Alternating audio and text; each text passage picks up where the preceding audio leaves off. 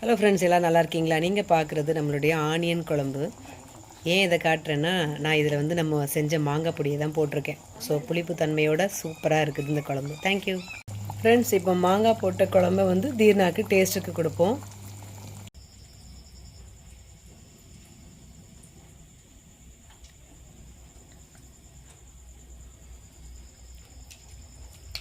மாங்காய் டேஸ்ட் சூப்பராகவே தெரியுது ஃப்ரெண்ட்ஸ். உங்களுக்கும் தேவைன்னா கான்டாக்ட் பண்ணுங்கள். ஓகே ஃப்ரெண்ட்ஸ், நாங்கள் இப்போ புதுசாக சட்டி வாங்கினதுனால ஸோ அதிலேயே வந்து ரவை செஞ்சிடலான்னு ஆரம்பிச்சிட்டோம். அதுக்கு தேவையான எண்ணெய் ஊற்றியாச்சு. கடுகு பொரிகிறதுக்காக போட்டிருக்குறோம். ஏன்னா இது புது சட்டியில் கொஞ்சம் நேரம் ஆகும். அதுக்கு அடுத்தது ஆனியன், பச்சை மிளகா எல்லாத்தையும் ரெடி பண்ணி வச்சுக்கணும் ஃப்ரெண்ட்ஸ். 2 வெங்காயத்தை நம்ம கட் பண்ணி வச்சுருக்குறோம். 3 பச்சை மிளகா, ஒரு சின்ன துண்டு இஞ்சியை நம்ம நசுக்கி வச்சுருக்குறோம். ஓகேவா? ஸோ அது கேட்டிருக்கா. ஸோ அதை வந்து நம்ம சீவிட்டு நம்ம இதில் ஆட் பண்ணிக்க போகிறோம். ஓகே ஃப்ரெண்ட்ஸ், நம்ம இப்போ ஆனியன் ஆட் பண்ணிக்கலாம்.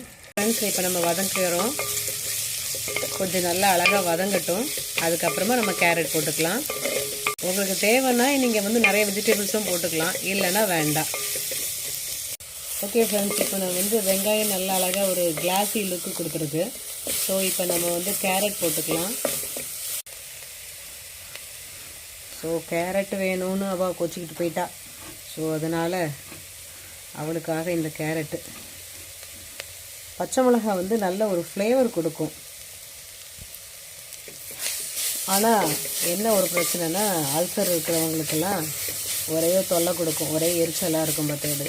ஸோ அதனால் நீங்கள் வந்து வத்தல் கூட யூஸ் பண்ணிக்கலாம். வத்தலை பிச்சு போட்டு யூஸ் பண்ணிக்கலாம்.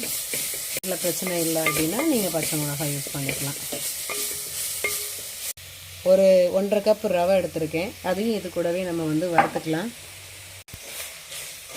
ஏன்னா எல்லாத்தையும் சேர்த்து நம்ம வறுக்கும்போது நல்லாயிருக்கும். எண்ணெய்லாம் நிறையா ஊற்றுறதில்ல. நிறைய பேர் நல்ல அழகாக எண்ணெய் நெய்யெல்லாம் ஊற்றுவாங்க. ஸோ அதெல்லாம் ஊற்றுறதில்ல. நாங்கள் எண்ணெயெல்லாம் கம்மியாக தான் கொஞ்சம் பயன்படுத்தணும். ராத்திரி நேரத்துலலாம், பகல் நேரமே கம்மியாக தான் யூஸ் பண்ணுவோம். ஓகே ஃப்ரெண்ட்ஸ், இப்போ வறுத்தாச்சு.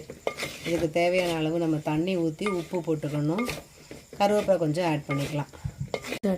1 கப்பு ரவைக்கு 2 கப்பு தண்ணி. ஸோ எல்லாத்தையும் போட்டு உப்பெல்லாம் போட்டாச்சு. நல்லா கொதிக்கட்டும். வெந்தவுடனே நம்மளுக்கு ரெடி ஆயிரும். கடைசியில் கொஞ்சோல நீங்கள் வந்து நெய் சேர்த்துக்கலாம். நல்ல மணமாக இருக்கும். தேங்க்யூ. கொத்தமல்லி ஆட் பண்ணிக்கலாம். எனக்கு கொஞ்சம் நேரத்தில் ரவை ரெடி ஆயிரும். ஃப்ரெண்ட்ஸ், நம்ம மஞ்சத்தூள் லைட்டாக ஆட் பண்ணிக்கலாம்.